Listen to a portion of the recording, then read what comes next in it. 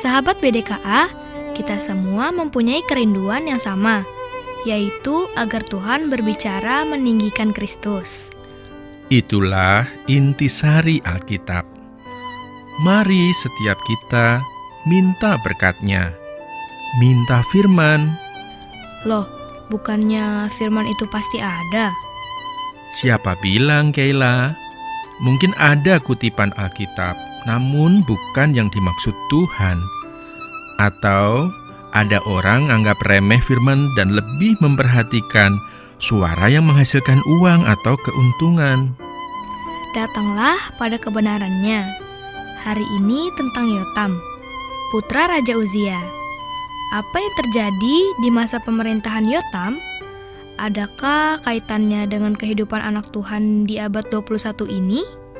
Kita sambut firman Tuhan yang dijelaskan hambanya.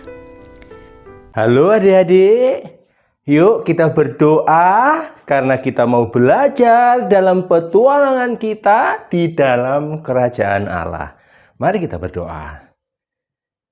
Kami bersyukur kepada Bapa di surga, oleh karena anugerah-Mu Tuhan, kami boleh belajar akan firman Tuhan. Berilah kami terang Tuhan, biarlah kami boleh mengerti maksud Tuhan untuk kami lakukan dalam kehidupan kami. Dalam nama Tuhan Yesus kami berdoa, amin. Adik-adik, dalam petualangan kita sebelumnya, kita telah melihat kehidupan Raja Uzia. Raja Uzia adalah salah satu raja yang melakukan apa yang benar di hadapan Tuhan. Oleh karena itulah, berkat Tuhan, anugerah Tuhan menyertai Uzia, sehingga Uzia menjadi salah satu Raja Yehuda yang hebat, yang bisa membangun tentara yang kuat. Namun adik-adik, kita telah melihat anugerah Tuhan itu membuat Uzia menjadi sombong. Dia menjadi merasa aku istimewa. Makanya kemudian Uzia melakukan apa yang jahat di mata Tuhan, melakukan apa yang dilarang oleh Tuhan, yaitu membawa korban persembahan dan masuk ke bait suci untuk membakarnya di atas mezbah. Padahal itu hanya boleh dilakukan oleh para imam. Tuhan akhirnya memberikan tulah, dan setelah itu Uzia tidak diperbolehkan mengurusi pemerintahan kerajaan Yehuda. Maka anaknya Yotam sekarang yang memerintah dan melakukan semua urusan kerajaan di Yehuda. Bagaimana dengan kehidupan Yotam ini, adik-adik? Yotam adalah seorang yang takut akan Tuhan juga, karena dia meneladani apa yang dilakukan oleh Raja Uzia. Sebentar Pak, kalau dia meneladani yang dilakukan oleh Uzia, berarti dia melakukan kesalahan yang sama dong. Nah, bedanya adik-adik, Raja Yotam ini sepertinya sudah belajar dari pengalaman ayahnya. Ayahnya yang menjadi sombong, ayahnya yang akhirnya melanggar perintah Tuhan karena merasa istimewa. Yotam tidak, adik-adik. Yotam tetap menjaga hidupnya agar senantiasa taat kepada Tuhan dan terus ingat akan anugerah Tuhan. Oleh karena itulah berkat-berkat Tuhan dicurahkan dalam pemerintahan Raja Yotam.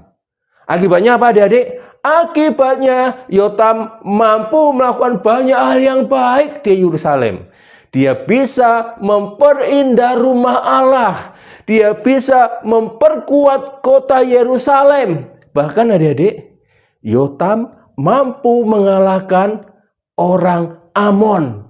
Sehingga orang Amon itu harus memberi upeti kepada Yotam. Mungkin kemudian kita berpikir, wah berarti Yotam ini luar biasa. Dia lebih baik, lebih suci daripada Uzia. Nah adik-adik, Seringkali kita mempunyai pikiran-pikiran yang salah, bukan? Kalau kita bisa berbuat lebih baik, misalnya teman-teman kita mencontek, kita tidak, oh aku lebih baik kok, aku lebih mampu melakukan apa yang berkenan kepada Tuhan kok daripada teman-temanku. Adik-adik, jangan lupa bahwa kita semua adalah orang-orang yang berdosa. Hanya oleh anugerah Tuhan, maka kita beroleh pengampunan dan juga kekuatan untuk hidup kudus di hadapan Tuhan. Itu adalah anugerah Tuhan. Jangan membuat kita sombong, adik-adik. Nah, ketika Raja Yotam melakukan apa yang benar di hadapan Tuhan, banyak rakyat Yehuda yang mengikuti teladannya. Tetapi ternyata juga ada orang-orang dari Yehuda, rakyat dari Yehuda itu yang melakukan yang merusak karena mereka tetap tidak mau meneladani Yotam. Tuhan memerintahkan orang-orang itu untuk beribadah kepada Tuhan di mana, adik-adik?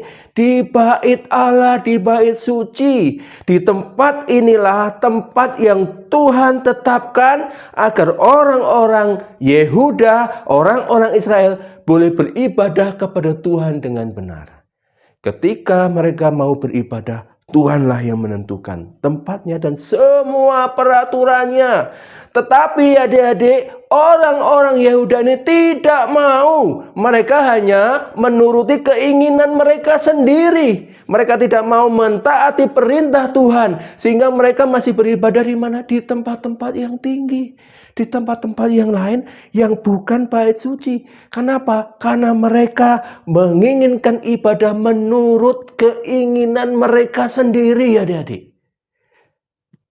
Tahukah kalian bahwa ini adalah titik awal mereka akan tergelincir untuk menyembah berhala? Adik-adik, setiap kali kita tidak mau mentaati perintah Tuhan untuk beribadah kepada Tuhan sesuai dengan apa yang Tuhan tetapkan, itu berarti kita meletakkan diri kita untuk tergelincir menyembah berhala.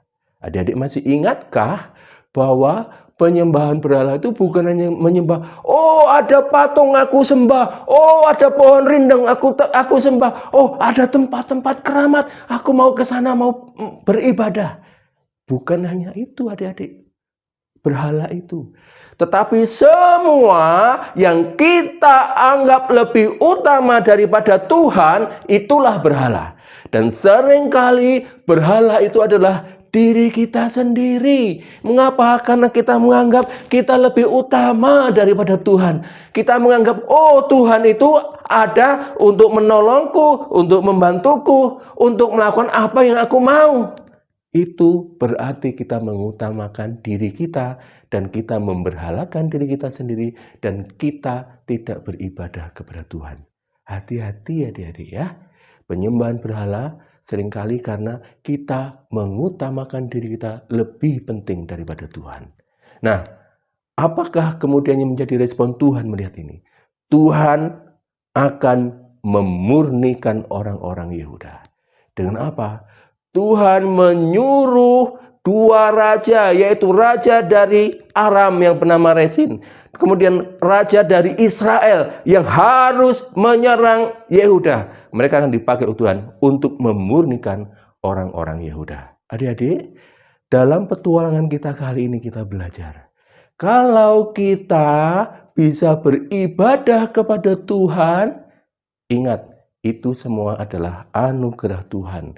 Hubungan orang-orang Yehuda dengan bait Allah itu menggambarkan bahwa ibadah kita yang benar itu karena kita percaya kepada Kristus. Itulah jalan yang Tuhan sediakan. Kalau kita bisa mengenal Kristus, itu adalah anugerah Tuhan. Karena kita bisa mengenal Kristus, maka Tuhan memperbarui hidup kita lebih baik dan lebih baik. Itu bukan karena kebaikan kita, itu adalah anugerah kita. Jadi hendaklah kita bersyukur. Bersyukur karena Tuhan memberikan keselamatan. Bersyukur karena Tuhan menolong kita untuk terus menyenangkan hati Tuhan. Amin. Mari kita berdoa. Kami bersyukur Tuhan Engkau beranugerah sehingga kami boleh mengenal Yesus Kristus sebagai Tuhan dan Juru Selamat kami. Bukan karena kami baik, kami adalah orang berdosa, tetapi oleh belas kasihan Tuhan kami diselamatkan. Kami bersyukur Tuhan, di dalam Kristus kami dapat bertumbuh semakin serupa dengan Tuhan Yesus sehingga kami boleh melakukan apa yang berkenan kepada Tuhan. Biarlah kami tidak sombong, namun kami terus bersyukur dengan terus hidup yang memperkenan hati-Mu. Terima kasih ya Bapa. Dalam nama Tuhan Yesus kami berdoa.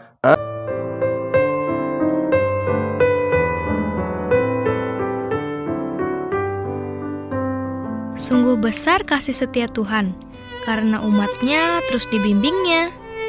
Benar sekali, Kela. Walau Tuhan kirimkan musuh, yaitu Rezin dan Pekah, namun semua untuk kebaikan umatnya. Dengan cara inilah, Tuhan menyucikan rakyat Yehuda. Meskipun masih kecil, kita juga mengalami banyak kesulitan. Bahkan seringkali lebih dari orang di luar Kristus. Tujuan semua itu untuk menyucikan umatnya. Kela dan teman-teman mau dibentuk lewat firman-Nya. Mari sama-sama membaca di rumah dari 2 Raja-Raja 15 ayat 38 sampai 16 ayat 4 dan 2 Tawarik 27 ayat 9 sampai 28 ayat 4. Lanjutkan share link YouTube-nya ya.